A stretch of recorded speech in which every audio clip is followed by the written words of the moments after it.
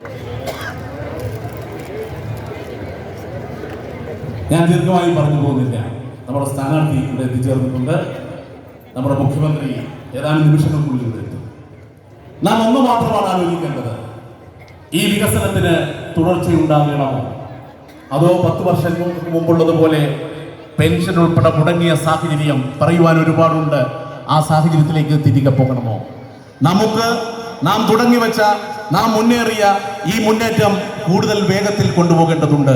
അതിന് ഇടതുപക്ഷ ജനാധിപത്യ മുന്നണിയെ വലിയ ഭൂരിപക്ഷത്തിൽ അധികാരത്തിലേറ്റണം. ഇടതുപക്ഷ ജനാധിപത്യ മുന്നണി അധികാരത്തിലേറണമെങ്കിൽ നമുക്ക് അരൂരിൽ നിന്ന് പ്രിയങ്കരിയായ ദലീമ വീണ്ടും നിയമസഭയിൽ ഉണ്ടാകണം. ആ പ്രതിജ്ഞ ഈ സന്ദർഭത്തിൽ നമുക്കെടുക്കാം.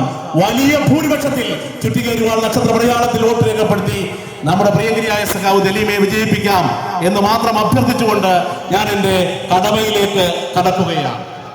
ഈ സമ്മേളനത്തിന്റെ അധ്യക്ഷം വഹിക്കുന്നത് തെരഞ്ഞെടുപ്പ് കമ്മിറ്റിയുടെ പ്രസിഡന്റ് കൂടിയായിട്ടുള്ള സഖാവ് PM അജിത് കുമാറാണ്.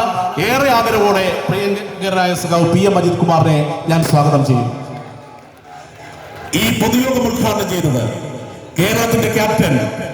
ഏത് പ്രതിസന്ധികളിലും ഈ കേരള ജനതയെ കക്ഷി രാഷ്ട്രീയ ഭേദമന്യേ, ജാതിമത ഭേദമന്യേ, പ്രദേശ വ്യത്യാസമില്ലാതെ ചേർത്ത് പിടിക്കുന്ന കേരളത്തിന്റെ നായകൻ പ്രിയങ്കരനായ സഖാവ് പിണറായിയെ ഈ വേദിയിലേക്ക് ആദരപൂർവ്വം സ്വാഗതം ചെയ്യുന്നു.